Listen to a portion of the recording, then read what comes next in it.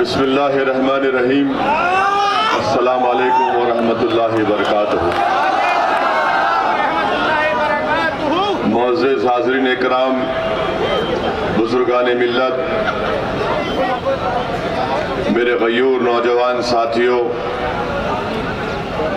और जहाँ तक मेरी आवाज़ मेरे दुश्मनों को पहुँच रही है, सुन लो मेरी आवाज़।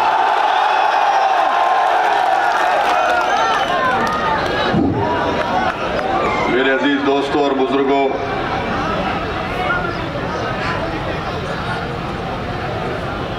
मौलाना एहतशाम रजा हाशमी साहब, उम्मीदवार प्रत्याशी मजलिस इत्तेहादुल मुस्लिमीन हसनपुर, एडवोकेट मोहम्मद आदिल अंसारी साहब, उम्मीदवार नौगावा सादात, मोहतरम जनाब शौकत अली साहब, सदर मजलिस उत्तर प्रदेश जनाब शमीम तुर्क साहब, जनरल सेक्रेटरी उत्तर प्रदेश मजलिस इत्तेहादुल मुस्लिमीन निज़ाम नश्तर साहब, रुकने बल्दिया मुफ्ती साकिब कासमी साहब, नईम मंसूरी साहब जो ज़िला सदर हैं अमरोहा के, यूसुफ अब्बासी साहब,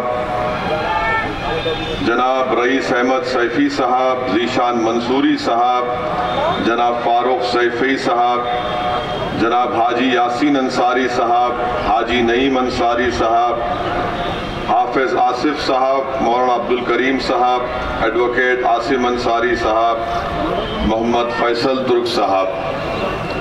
मेरे अजीज़ दोस्तों और बुज़ुर्गों, मैं आपको ये बताने आया हूँ कि आप अपना वोट 10 तारीख के उत्तर प्रदेश के विधानसभा के पहले चुनाव में ज़रूर उस अपने वोट का इस्तेमाल करिए।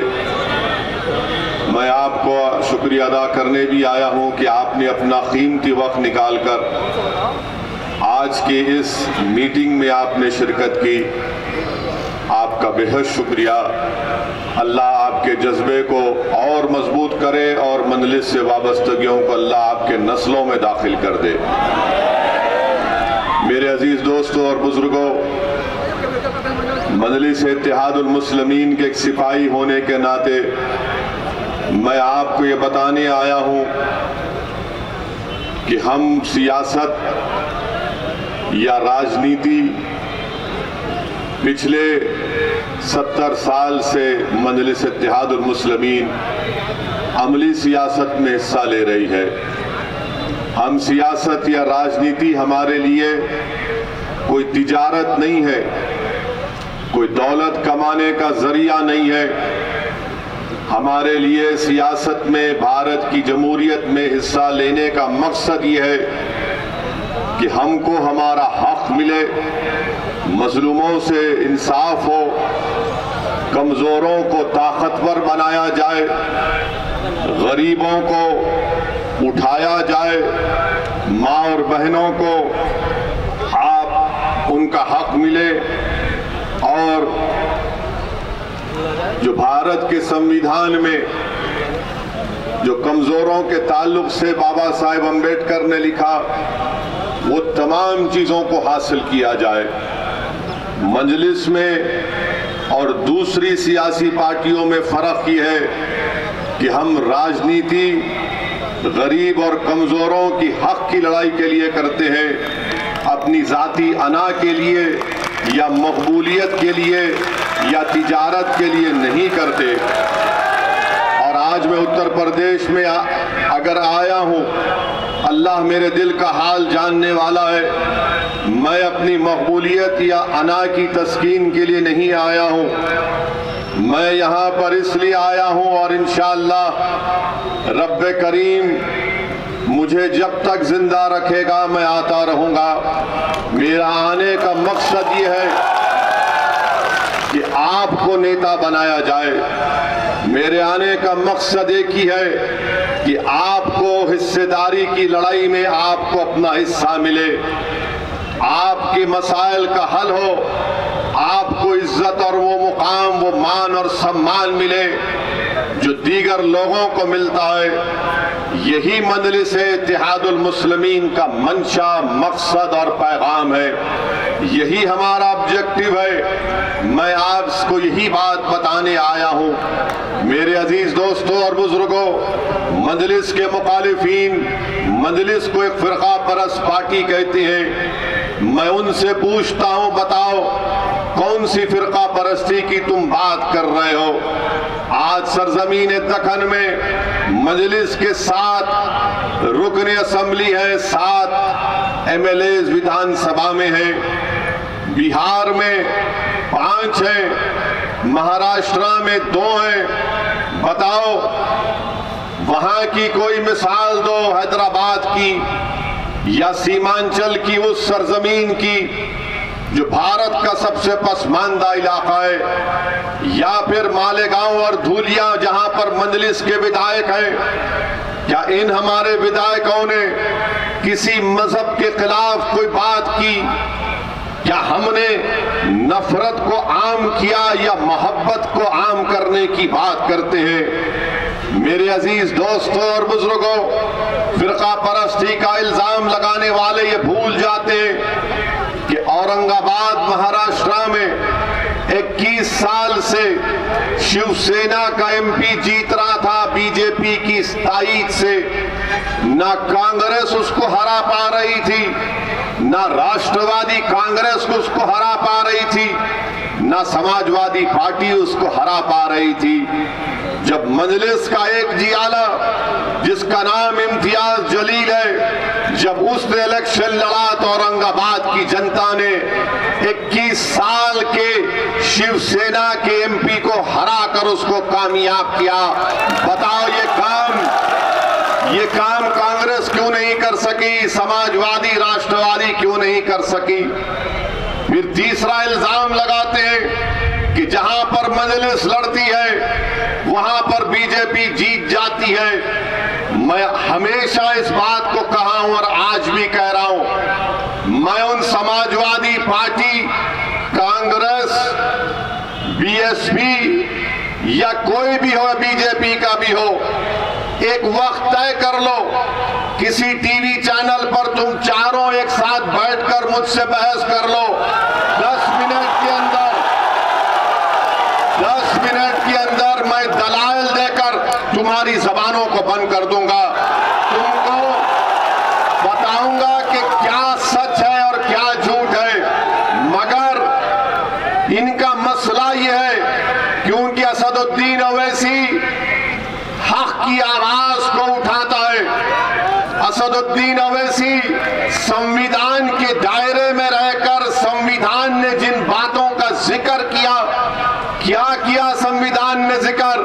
संविधान ने कहा लिबर्टी, उसके माने आजादी। संविधान ने कहा जस्टिस, उसके माने इंसाफ। संविधान ने कहा फ्रेटर्निटी, उसके माने भाईचारगी। Liberty, equality, fraternity, justice, equality के माने मसावात। मेरी लड़ाई यही है। मैं आजादी चाहता हूं। किससे आजादी चाहता हूं? फिरका परस्त ताकतों के जुल्म से। मैं आजादी चाहता हूं किससे? मैं आजादी चाहता हूं उन पार्टियों से जो RSS का उम्मीदवार हसनपुर में उतारकर मुझसे कह रहे हैं कि तुम गुलामी इसकी करो। मैं भाईचारगी चाहता हूं, मैं भाईचारगी, फ्रेटर्निटी चाहता हूं। क्या चाहता हूं? इसीलिए हमने भागीदारी परिवर्तन मोर्चा को बनाया। मैं जब इंसाफ की, जस्टिस की बात करता हूं तो मेरा मानना यह है कि उत्तर प्रदेश के हर मैदान में मुझसे इंसाफ किया जाना चाहिए। शिक्षा में, ठेकेदारी में, पुलिस की भर्ती में ये इंसाफ की हम बात करते हैं। इक्वालिटी की जब बात, मसावात की बात जब हम करते हैं तो हमारा मानना यह है कि जब तुम्हारे मंच पर सब लोग बैठ सकते हैं तो फिर मैं क्यों तुम्हारे साथ नहीं खड़ा हो सकता? मसावात के माने, मसावात या बराबरी के माने ये नहीं है कि तुम दरी बिछाते रहो, गुलामी करते रहो और इनके सामने सर झुकाओ। यही बात इनको पसंद नहीं आती कि ओवैसी, इनको जो बात पसंद नहीं आती वो ये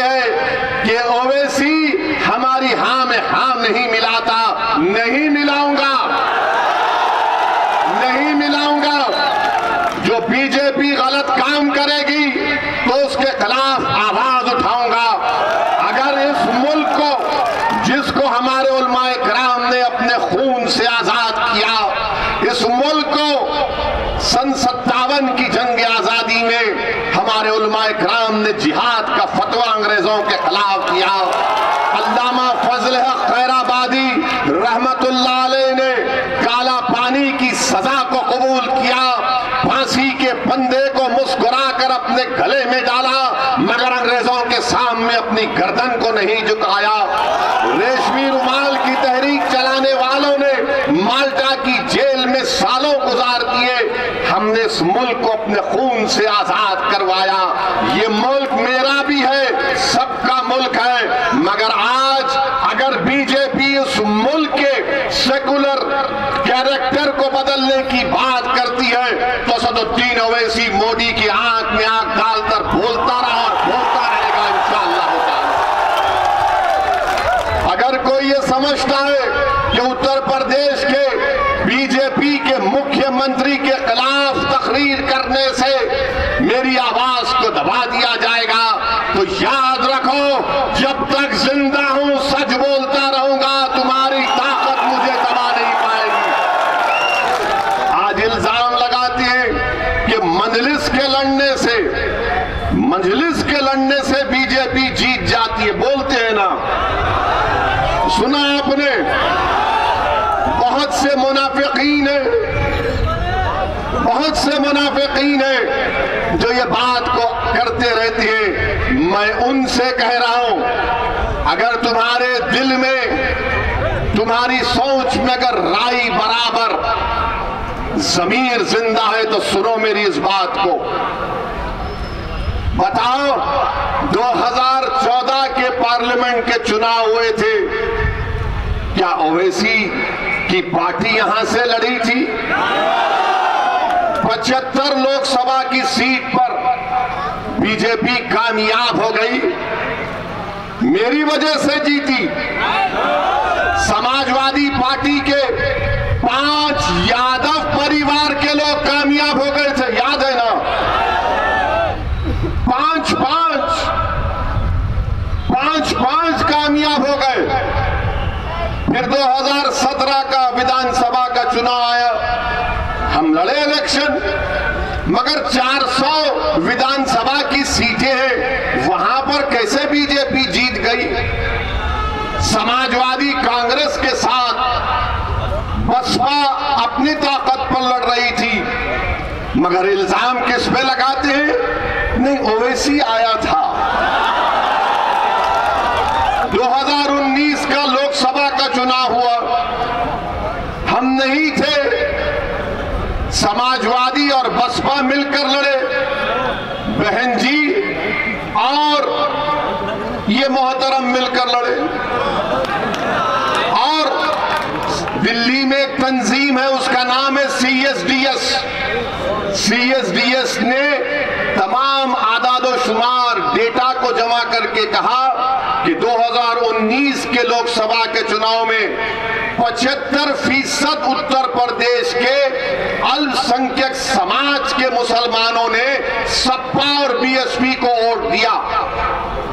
75%, तब भी 15 जीते। अब 15 में कौन जीते? पिताजी, बेटा आजम खान, शफीकुर रहमान बर्क साहब और डॉक्टर ST हसन। हम नहीं थे, हमारे क्या अजिन्नात जाकर इनको बोले कि बीजेपी को जिता दो?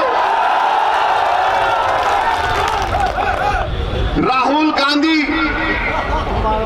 अमेठी हार गए, केरल चले गए, तो कांग्रेसी बोलता नहीं ओवैसी की वजह से। अब ऐसा हाल हो गया कि अगर हम रास्ते से गाड़ी से चले गए और किसी घर में सपा के या कांग्रेसी के घर में भैंस दूध देने वाली है, सुबह में दूध नहीं दी तो बोलेंगे ओवैसी गया था इसलिए दूध नहीं दे रही। अब आप इनसे पूछिए कि ओवैसी की वजह से बीजेपी जीत रही है या तुम्हारी नाअहली की वजह से बीजेपी जीत रही है? ये नाअहल है, नाअहल है, इन पर एतबार नहीं किया जा सकता।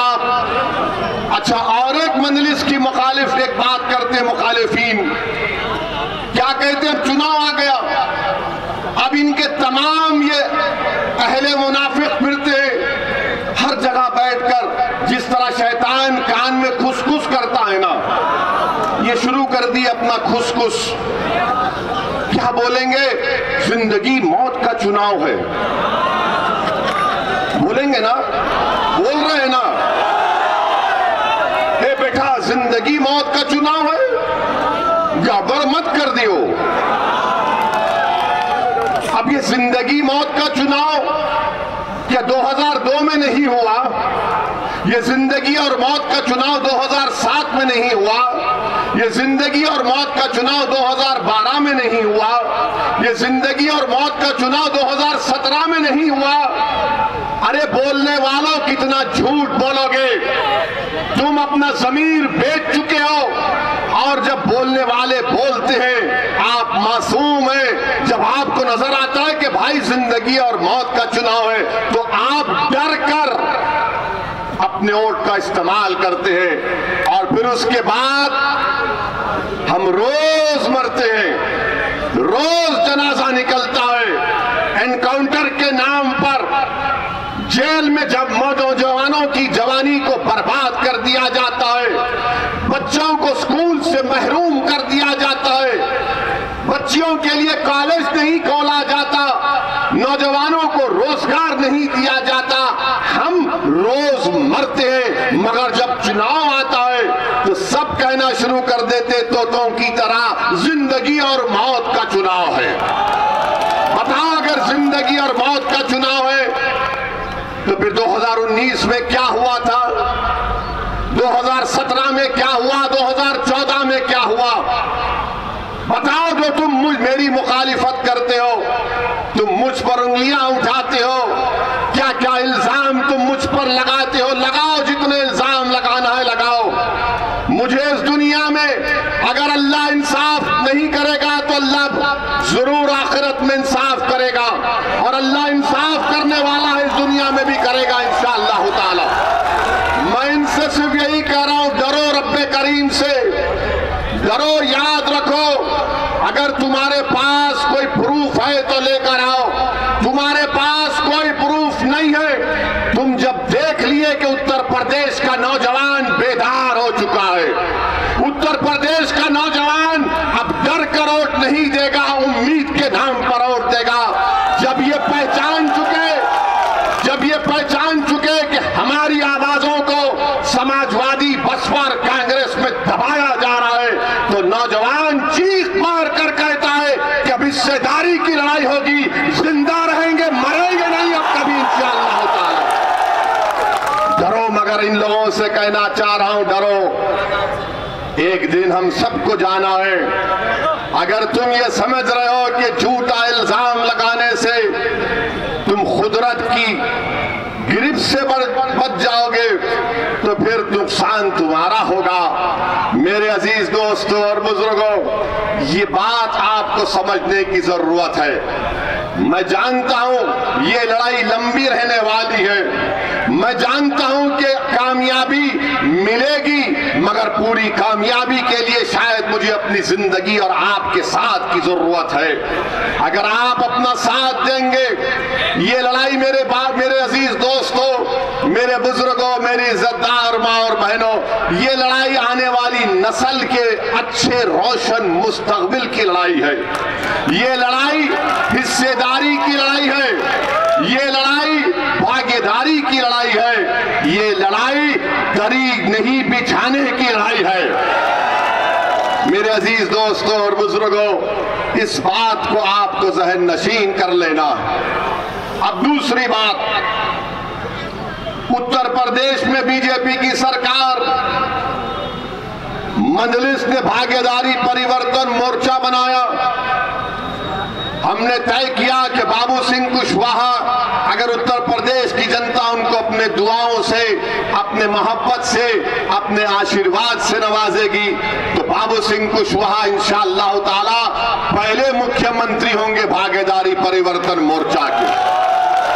हमने तय किया कि उत्तर प्रदेश में भागीदारी परिवर्तन मोर्चा को सत्ता मिलती है तो 3 डिप्टी चीफ मिनिस्टर रहेंगे, एक अल्पसंख्यक समाज से मुसलमान और 2 अति पिछड़ा समाज के लोग रहेंगे।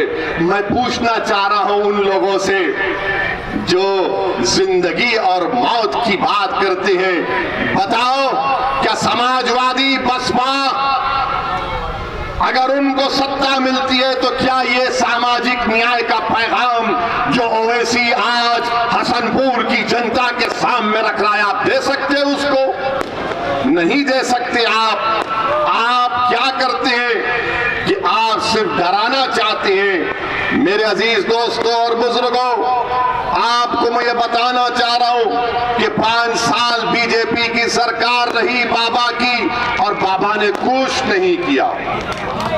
बाबा ने कुछ नहीं किया। बाबा ने कहा था 70 लाख नौकरियां देंगे। आज मैं नौजवान बड़ी तादाद में यहां पर खड़े हैं। मैं आपसे पूछना चाह रहा हूं कि 5 साढ़े 4 साल का ज्यादा वक्त हो गया, कितनों को सरकारी नौकरी मिली? हाथ उठाओ। कितनों को नौकरी चाहिए? हाथ उठाओ। बाबा जरा देखो, ये इतने हाथ उठे हुए हैं और ये हाथ ऐसे बटन पर जाएंगे, बटन के निशान पर 14 तारीख को इंशाअल्लाह ताला। आज उत्तर प्रदेश में बेरोजगारी 4% से ज्यादा हो गई। आज उत्तर प्रदेश में ग्रेजुएट नौजवान 50% से ज्यादा नौकरी की तलाश में। आज उत्तर प्रदेश में टेक्निकल एजुकेशन के ग्रेजुएट 45% रोजगार के तलाश में है। आज उत्तर प्रदेश में 60% से ज्यादा डिप्लोमा होल्डर्स नौकरी रोजगार के तलाश में। बीजेपी के पास इसका कोई सवाल नहीं है, इसका कोई जवाब नहीं है। बीजेपी से अगर आप पूछेंगे बाबा से तो बाबा बोलेंगे, ए नौजवान, तू हमको वोट दे, मुगलों को हराना है हमको। बीजेपी बोलेंगे हमको वोट दो, मुगलों को हराना है। सपा बसपा कहेंगे हमको वोट दो, बीजेपी को हराना है। और आप मासूम इन दोनों को देखते हैं, ये क्या हो रहा है? एक तरफ जिंदगी मौत, एक तरफ मुगलों को हराना, दूसरी तरफ ये कह रहे हैं कि बीजेपी को हराना है। मेरे अजीज दोस्तों और बुजुर्गों, आपको मैं ये पैगाम देने आया हूं कि आप हिस्सेदारी की लड़ाई के लिए अपने वोट का इस्तेमाल करिए। आप अपने इज्जत और मान सम्मान को हासिल करने के लिए अपने वोट का इस्तेमाल करिए। आप अपने हसनपुर में आपके पास कोई कॉलेज नहीं है, स्कूल नहीं है, अस्पताल नहीं है। यहाँ का बीजेपी का विधायक था, कुछ नहीं किया। उससे पहले समाजवादी के कोई जनाब थे, उन्होंने कुछ नहीं किया। आपको ये बताना चाह रहा हूं, आपको ये बताना चाह रहा हूं कि योगी आदित्यनाथ अपने भाषण में कहते हैं कि मैं मई जून में सर्दी पैदा कर दूंगा। मुख्यमंत्री है और कहते हैं कि मई जून में सर्दी पैदा कर देंगे। मुख्यमंत्री, आपको तो मौसम वैज्ञानिक बन जाना चाहिए। मई जून में सर्दी पैदा करेंगे और मैं गर्मी निकाल दूंगा। मुख्यमंत्री जी, आप क्या पेचिश के डॉक्टर हैं? इसबगोल खाने से तो सब निकल जाता है ना। बाबा का इसबगोल को बेच रहे हैं। हमारे पास हकीम साहब है, मैं गर्मी निकाल दूंगा, मैं सर्दी पैदा कर दूंगा। बाबा सुनो, हमारा बात, हमारी पैगाम सुनो। अब मजलिस ने जो गर्मी पैदा कर दी है उत्तर प्रदेश में नौजवानों में, ना तुम्हारी गर्मी इस गर्मी को कमी पैदा करेगी, ना तुम्हारी सर्दी इस गर्मी को कम करेगी। हमने जो गर्मी पैदा की है वो सच्चाई की बुनियाद पर, हकीकत की बुनियाद पर, गैरत की बुनियाद पर, इज्जत को हासिल करने के लिए, मुकाम को हासिल करने के लिए, हिस्सेदारी को हासिल करने के लिए हम पैदा की है। बाबा सुन लो, अगर हम मर भी गए ये लोग हमारे पैगाम को लेकर सुबह क़यामत तक चलते रहेंगे। अब इस गर्मी को कम होने मत दो। मैं मौसम की गर्मी की बात नहीं कर रहा हूं, तुम्हारे दिल में अब जो जज्बात पैदा हो चुके उसको बरकरार रखो। हम जिंदा रहे या ना रहे तुमको ये काम करना है, ये हमारे हिस्सेदारी की लड़ाई है। गर्मी पैदा करेंगे, सर्दी पैदा करेंगे, ये क्या क्या बातें मुख्यमंत्री कर जाते हैं। अच्छा, जब कोविड के सेकेंड वेव में गंगा पर लाशें तीर रही थी तो बाबा ना गर्मी पैदा किए ना सर्दी पैदा किए। लोग परेशान फिर रहे थे ऑक्सीजन दवाओं के लिए, बाबा अपने घर में आराम से बैठे थे। और लोग पूछेंगे वैसी तुमने क्या किया हैदराबाद में? हमने पहली वेव में हमारे पास हमारे कंप्यूटर में पहली वेव में हमने 1900 लोगों को अस्पताल में बेड नहीं मिल रहा था, हमने बेड दिलाया। जब दूसरी वेव आई तो हमने अपनी पार्टी से हैदराबाद में 900 ऑक्सीजन के सिलेंडर फ्री में आवाम के लिए रखी है। और हमने बर्तानिया से ऑक्सीजन कॉन्सेंट्रेटर 80-90 मंगाए, सब फ्री में, जिसको ना लेकर जाओ। मजलिस के अराकीन घर पर जाकर ये काम करते थे। क्या समाजवादी आपको नजर आई दूसरी कोविड वेव में? कमाल साहब भी नजर नहीं आए। इतने बाकमाल थे कि उनको हसनपुर से उठाकर वहां फेंक दिया गया। क्या कमाल है अखिलेश तुम्हारा। अब तुम्हारे कमाल को हम खत्म करने आए हैं इंशाअल्लाह ताला। इनके कमाल को, इंसान को नहीं, वरना ये हमारे भड़का भाषण बोल दिया वैसी।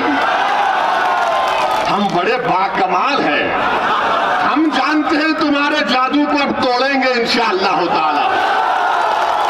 तो बाबा ने कुछ नहीं किया, बीजेपी ने कुछ नहीं किया, और हमारे देश के प्रधानमंत्री तो क्या बोले,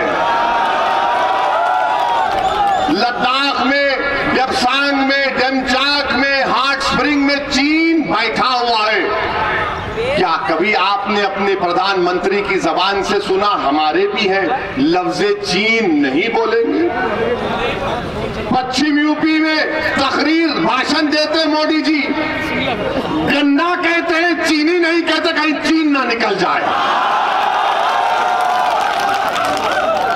ये अजीब मामला है।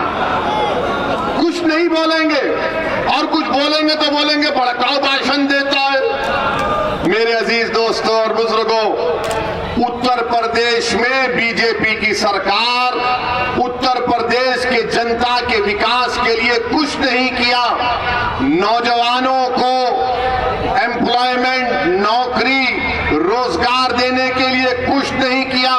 शिक्षा का इंतजाम नहीं किया। इंडस्ट्रीज खत्म होने के दहाने पर आ गए।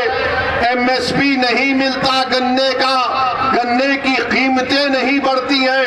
हर जगह पर बीजेपी से लोग नाराज हैं, लोग नाराज हैं बीजेपी से। अब आपसे हम गुजारिश कर रहे हैं कि आज एक विकल्प के तौर पर भागीदारी परिवर्तन मोर्चा आपके दरमियान में है। बाबू सिंह कुशवाहा है, भिंड समाज के, कश्यप समाज के, अति पिछड़ा समाज के तमाम लोग हैं, जिसमें मजलिस भी है। आप 14 तारीख के दिन बेखौफ होकर अपने वोट का इस्तेमाल करिए। अब तीसरी बात हमारी है कि लोग हमको कहते हैं कि भड़काऊ भाषण देता है। मैं आपको बता रहा हूं कि उत्तर प्रदेश में अल्पसंख्यक समाज का क्या मौक़िफ़ है। हमने माहिरीन एक्सपर्ट्स को बिठाकर रिपोर्ट निकाली। उस रिपोर्ट में यह बात सामने आई कि उत्तर प्रदेश में अल्पसंख्यक समाज मुसलमानों के सबसे ज्यादा ड्रॉप आउट रेट बच्चे और बच्चियों का इन लोगों का है। सिर्फ 3% लोग ग्रेजुएट होते हैं, 1% पीजी के मुकम्मल कर पाते हैं, सिर्फ 2% लोगों के पास 5 एकड़ नहीं है, 2% लोगों के पास भी 5 एकड़ जमीन नहीं है। सबसे ज्यादा बेरोजगार अगर कोई है तो अल्पसंख्यक समाज के मुसलमान, सबसे ज्यादा गरीबी पावर्टी किसी में है तो अल्पसंख्यक समाज के मुसलमान। बताओ फिर तुमने कौन सा सामाजिक न्याय किया? बताओ बीजेपी, बताओ सपा, बताओ बीएसपी वालों, आपने क्या किया? मगर जब चुनाव आ गया तो योगी कह रहे हैं कि गर्मी पैदा कर दूंगा, सर्दी निकाल दूंगा, और उधर से कोई कह रहा है जिंदगी और मौत का इलेक्शन है। क्या स्कूल नहीं मिलना, क्या स्कूल नहीं मिलना जिंदगी और मौत का नहीं है? क्या गरीब होना मौत की निशानी नहीं है? क्या बेरोजगार होना कमजोरी की निशानी नहीं है? क्या ग्रेजुएट नहीं होना बेबसी की मिसाल नहीं है? आपने क्या किया? मगर मंजलिस पर उंगली उठाते हैं। मेरे पास प्रोग्राम है, मैं जो बातें आपके सामने कर रहा हूं, अगर आप उत्तर प्रदेश में मंजलिस और भागीदारी परिवर्तन मोर्चा के उम्मीदवारों को कामयाब करेंगे तो इंशाअल्लाह ताला ये तमाम काम हम आपसे वादा कर रहे हैं, करवाएंगे। अगर यहां से आपने एहतशाम रजा हाशमी को कामयाब किया तो ये उत्तर प्रदेश की विधानसभा में जाकर खामोश नहीं बैठेंगे। ये उत्तर प्रदेश की विधानसभा में जाकर हाथों को यूं नहीं करेंगे।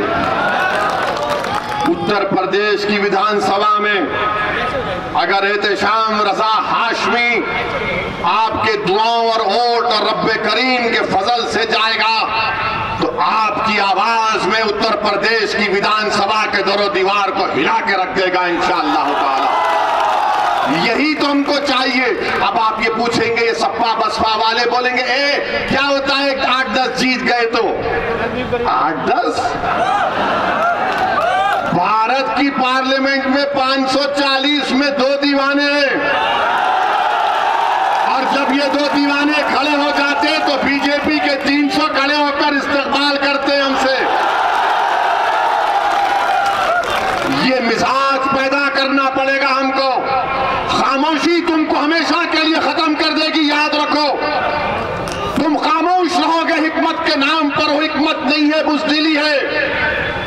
अगर तुम हिकमत के नाम पर खामोश रहोगे, नहीं, हिकमत यह है कि अपने हक के लिए लड़ो, क्योंकि संविधान कहता है। कब तक हिकमत का शिकार होगे? अरे अगर हिकमत की बात है तो फिर 14 तारीख को आरएसएस के और बीजेपी के उम्मीदवार को उनको हराओ यहां से, हसनपुर से, और एहतशाम रजा को कामयाब करो। कब तक तुम डर खौफ का शिकार होगे? मेरे अजीज दोस्तों और बुजुर्गों, जब हम दुनिया में आ चुके हैं तो हमारी मौत का, हमारी रिस्क का और हमारी इज्जत का अल्लाह लिखकर दुनिया में भी जाता है। अब ये तुम पर है कि तुम इस इज्जत को, रिस्क को तुम कैसे हासिल करोगे। जब तक तुम जिद्दोजहद नहीं करोगे, जब तक तुम मेहनत नहीं करोगे, अगर तुम बोलेगे नहीं ओवैसी ने कह दिया ना तो मेरी झोली में आकर गिरेगी, नहीं, मेहनत करना पड़ेगा, जुस्तजू करना पड़ेगा, पसीना बहाना पड़ेगा, खून बहाना पड़ेगा, अपनी लड़ाई को जमहूरी तरीके से लड़ना पड़ेगा। और अगर कोई ये समझता है कि हमारी जिंदगियों को खत्म कर देंगे, मैं उनसे यही कहना चाहूंगा, प्यारे, हम जब दुनिया में आए तो हमारे एक अहलुल्लाह ने, एक वली अल्लाह ने मेरे कान में आजादी, मेरे कान में आजादी, दूसरे कान में भी आजादी, और उसके बाद हमारे अब्बा ने दोनों कानों में पढ़ के फूका सियासत, सियासत। अब हमारी पहली अज़ान तो हो चुकी है, अब दूसरी अज़ान भी नहीं होगी, सिर्फ खड़ा किया जाएगा जनाजे को। हम उसके लिए तैयार हैं। तुम्हारी ताकत, तुम्हारे धमकी आमेज पैगामात, तुम्हारे गोलियां हमारे हौसले और अज़म को नहीं खत्म कर सकेंगी इंशाअल्लाह ताला। और अगर कोई ये समझ रहा है चूहे की बिल में बैठकर अगर हमारी आवाज सुन रहा है तो सुनो बुज़दिलों,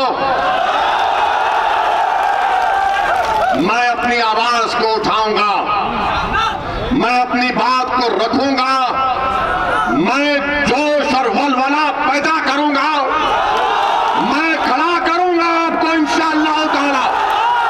और अल्लाह खड़ा करेगा, अल्लाह हम तमाम को ताकत देगा। मगर अगर कोई ये कह रहा है कि गोली चलाने से ओवैसी की हिम्मत कम हो जाएगी, अरे नहीं कम होगी इंशाअल्लाह ताला। और क्यों कम नहीं होगी? क्योंकि मौत, इज्जत, रिज़्क़ सब लिखा के आए हैं और हमारा नाम असदुद्दीन है। हमारा नाम कोई चमचा या दल्लों की नाम से नहीं जुड़ता है। हमारा नाम हमारे बाप ने असदुद्दीन रखा है और इंशाअल्लाह ताला अल्लाह जब तक जिंदा रखेगा, अल्लाह जब तक इन बातिल ताकतों के तूफान में हमारी जिंदगी की शमा को अल्लाह जलाता रहेगा, खुदा की कसम हम जलते रहेंगे, लड़ते रहेंगे आपके लिए। मौत तो सबको आनी है, कोई मौत से बचने वाला नहीं है। आगे पीछे की बात है, वो या पीछे है, हम जाएंगे। मगर मौत से अगर मैं डर गया तो फिर मैं अल्लामा फजल हक खैराबादी को, रेशमी रुमाल के तहरीक चलाने वालों को हशर के मैदान में क्या चेहरा दिखाऊंगा? अगर मैं डर गया आज तो मैं हशर के मैदान में हसनैन करीमैन को क्या चेहरा दिखाऊंगा? अगर आज मैं डर गया तो बदर, मुवत्ता और अहद के शोहदाओं को क्या चेहरा दिखाऊंगा? अगर आज मैं डर गया तो कमली वालों के सामने हम कैसे ठहरेंगे? अगर आज मैं डर गया तो मैं शौकत अली, जो इस मुल्क की आजादी में मौलाना अबुल कलाम आजाद रहमतुल्लाह अलैह, अली बरादरान, नेताजी सुभाष चंद्र बोस, संविधान लिखने वाला अम्बेडकर, इन सब ने हमको ये मुल्क दिया है कि हम इनको शर्मिंदा कर देंगे? नहीं करेंगे, नहीं करेंगे इंशाअल्लाह ताला। और मुझे तो यहाँ पर नेताजी सुभाष चंद्र बोस का वो उनकी फौज का तराना याद आता है। क्या तराना था नेताजी सुभाष चंद्र बोस की फौज का? ये कदम कदम बढ़ाए जा, कदम कदम बढ़ाए जा, खुशी के गीत गाए जा, ये जिंदगी है कौम पे, तू कौम पे लुटाए जा। क्या कहा था? कदम कदम बढ़ाए जा। तुम साथ कदम बढ़ाओगे मेरे, तुम साथ कदम बढ़ाओगे मेरे, तो लगाओ मेरे साथ कि कदम कदम बढ़ाए जा, कदम कदम बढ़ाए जा। ये बात हुई, ये बात हुई। अब नेताजी सुभाष चंद्र बोस को हमने जिंदा कर दिया। अगर तुम कदम नहीं बढ़ाओगे, गोली के डर से डर जाओगे तो गोडसे की कामयाबी होगी।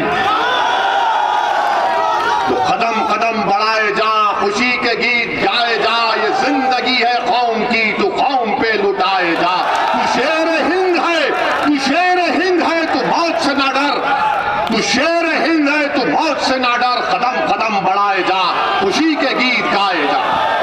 तो मेरे अजीज दोस्तों और बुजुर्गों, इन बिचारों ने समझा कि दो ठाई ठाई मारेंगे, ठाई ठाई मारो या कुछ करते कर लो। हमको पार्लियामेंट में हमने खड़े होकर परवरदिगार की जात पर तवक्कल करके हमने कहा कि हम जेड कैटेगरी नहीं लेंगे। आज भी हमको बताया गया कि देश के होम मिनिस्टर अमित शाह ने पार्लियामेंट में कहा कि हम ओवैसी जी से अपील करते हैं कि वो सुरक्षा ले ले। हम देश के होम मिनिस्टर से ये अपील करते हैं कि असदुद्दीन ओवैसी की जान की कीमत वो जो उत्तर प्रदेश के CAA के प्रोटेस्ट में 22 लोग मारे गए उनसे बढ़ के नहीं है। असदुद्दीन ओवैसी की जान की कीमत पीलू से बढ़कर नहीं है, रगबर से बढ़कर नहीं है, अखलाक से बढ़कर नहीं है, ना वो बदायूं का बच्चा जो अब तक अपनी मां जिसके लिए रो रही है उसकी जिंदगी से बढ़कर है। अगर आप सेफ रहेंगे, दलित, अति पिछड़ा, कमजोर सब लोग सुरक्षित रहेंगे तो ओवैसी सेफ रहेगा। आप मुझे सिक्योरिटी मत दो, सुनो, अरे तुम जिंदा रहोगे, तुम जिंदा ही रहोगे इंशाअल्लाह ताला। हमको सिक्योरिटी देकर फायदा नहीं है। मैं जब MLA बना 1994 में, 99 में चार मीनार की आवाम को लाखों सलाम, उन्होंने हमको विधायक बनाया। हम हर साल लिख कर देते हैं तेलंगाना की हुकूमत को कि हमको नहीं चाहिए। मैं पसंद नहीं करता कि लोग बंदूक लेकर मेरे साथ फिरे। मैं घुटन की जिंदगी नहीं गुजार सकता, मैं घुटन की जिंदगी नहीं गुजार सकता। मैं आजाद पंछी की तरह अपनी जिंदगी गुजारना चाहता हूं। और हुकूमत का काम यह है कि हुकूमत हमारी सिक्योरिटी से ज्यादा उन लोगों को सुरक्षा पहुंचाए जिनको गोश्त के नाम पर मार मार कर खत्म कर दिया जाता। मुझे नहीं चाहिए। मैं अमित शाह को, हमारे होम मिनिस्टर का, उनके इस अल्फाज का शुक्रिया अदा करता हूं, मगर मैं ये कहना चाह रहा हूं मोदी सरकार से कि आप मुझे Z कैटेगरी नहीं, मुझे A कैटेगरी का शहरी बनाइए, हम सब बराबर हो जाए। ये वक्त का तकाजा है, ये गरीबों का मुतालबा है। गरीब ये देखना चाह रहा है कि अगर ओवैसी पिंजरे में बंद हो गया तो फिर कौन मेरी आवाज को उठाएगा। मजलूम ये देख रहा है कि ओवैसी की टोर और मीरठ के गली कूचों में गरीबों मजलूमों के दरमियान में चलकर उन नौजवानों से हाथ मिला रहा है। तो चिट्ठौर में किसी एक मां ने मुझे अपने करीब बुलाकर मेरे सर पर हाथ रखकर कहा कि बेटा तेरे अल्लाह तेरी हिफाजत करेगा। शायद उसी मां की दुआ मुझे इन गोलियों से बचा गई। मेरे अजीज दोस्तों और बुजुर्गों, मेरा पैगाम सिर्फ यही है, अपने हौसलों को बुलंद रखो, अपने हौसलों को बुलंद रखो। मौत तो आएगी एक दिन, सबको, हम सबको आएगी, मगर देखना यह है कि तुमने जिंदगी कैसे गुजारी। क्या तुमने दरी बिछाकर जिंदगी गुजारोगे? क्या तुम कैदी बनकर जिंदगी गुजारोगे? क्या तुम यही नारा लगाओगे कि भैया तुझ पे जवानी कुर्बान? मैं तो ये नहीं कह रहा हूं कि मुझ पर कुर्बान हो जाओ, बल्कि मैं ये कह रहा हूं कि ओवैसी उत्तर प्रदेश की जनता पर अपने आप को कुर्बान करने के लिए आप पर कुर्बान हो जाऊंगा, लड़ता रहूंगा, मगर इन गोलियों से हम नहीं डरेंगे। मौत तो आएगी। कौन सा भारत बना रहे देख लो, वो भारत जिसको नेताजी सुभाष चंद्र बोस, वो भारत जिसको गांधी, नेहरू, मौलाना आजाद, जौहर ब्रदरान, वो भारत जिसको अल्लामा फजल खैराबादी ने बनाया, वो भारत जिसको रेशमी रुमाल की तहरीक ने उलमाओं ने बनाने का ख्वाब देखा, वो मोहब्बत का भारत है। अगर मोहब्बत को आम करना है तो नफरत को मिटाना पड़ेगा। मोहब्बत को कामयाब करना है तो डर को करीब आने नहीं देना पड़ेगा। अगर मोहब्बत को कामयाब करना है तो यकीन पैदा करो। मोहब्बत को कामयाब करना है तो अपने फैसलों में जुर्रत पैदा करो, तब जाकर हम इस भारत को बचा पाएंगे। वरना याद रखो, अगर आज मोहब्बत हार गई और नफरत जीत गई तो फिर हमारा मुस्तकबिल रोशन नहीं होगा, नहीं होगा। इसीलिए उत्तर प्रदेश की जनता, हसनपुर की जनता से ओवैसी ये कहने आया है कि क्या तुम गोली का जवाब वोट से दोगे? क्या तुम गोली का जवाब बटन पर बटन दबा कर दोगे? क्या तुम गोली का जवाब भागीदारी परिवर्तन मोर्चा को कामयाब करके दोगे? क्या तुम डराने वालों का जवाब बहादुरी से दोगे? क्या तुम कुचलने वालों का जवाब हिस्सेदारी से दोगे? तो फिर तैयार हो जाओ, कामयाबी तुम्हारे कदम को चूमने वाली है। कामयाबी इंशाअल्लाह ताला तुम्हारे कदम को चूमेगी। अगर तुम ये फैसला कर लिए तो कोई तुम्हारी कामयाबी की राह में रुकावटें नहीं पैदा कर सकेगा। और मैं समाजवादी पार्टी के अखिलेश यादव को कहना चाहूंगा, मैं ये कहना चाहूंगा, अखिलेश यादव, हसनपुर से आपका कैंडिडेट समाजवादी है या आरएसएस वादी है? बताओ, आरएसएस वादी है समाजवादी है? वो आरएसएस वादी है नहीं है? उसका ताल्लुक आरएसएस से है नहीं है? तो क्या तुम आरएसएस को वोट दोगे या फिर इस एहतशाम को कामयाब करोगे? आरएसएस को दे दिए भैया। अब लगाओ नारा, जवानी तुझ पे कुर्बान, आरएसएस के लिए कुर्बान कर दोगे? अच्छा, एक तरफ आरएसएस का उम्मीदवार, दूसरी तरफ मोदी का उम्मीदवार, तीसरी तरफ बसपा का, हसनपुर का नहीं है बेचारे को यहाँ लाके पटक दिए। अब कौन हसनपुर का है? एहतशाम रजा हाशमी। और आरएसएस को हराना है। आप गलती मत करो। मैं हमारे बुजुर्गों से दर्दमंदाना अपील कर रहा हूं कि आपने अपनी जबानों को खामोश कर लिया जब समाजवादी में कल्याण सिंह आए थे। आज आपने देख लिया कि एक आरएसएस का उम्मीदवार समाजवादी का हसनपुर से प्रत्याशी बनकर आता है। मेरे अजीज दोस्तों और बुजुर्गों, इससे बड़ा धोखा समाजवादी किसी से भी नहीं कर सकती, किसी से भी नहीं कर सकती। एक आरएसएस के जिम्मेदार को यहां से टिकट देना, ये आपकी तौहीन है, ये आपकी तौहीन है। याद रखो, मुझे माफ कर देना अगर मैं तल गुफ्तगू कर रहा हूं, ये आपकी तौहीन है हसनपुर की आवाम की। इसलिए कि अखिलेश ये समझता है कि मैं आरएसएस को भी खड़ा करूंगा तो हालत मजबूरी में उसको वोट देंगे, हालत मजबूरी में आप वोट देंगे। नहीं, अब मजबूरी नहीं, अब ओवैसी इनकी मजबूरी बनेगा इंशाअल्लाह ताला। मंजलिस अब विकल्प के तौर पर उभर रही है उत्तर प्रदेश की सियासत में। नौजवानों, तुम्हारी जिम्मेदारी है, नौजवानों तुम्हारी जिम्मेदारी है कि तुम इस कारवां को लेकर आगे बढ़ो।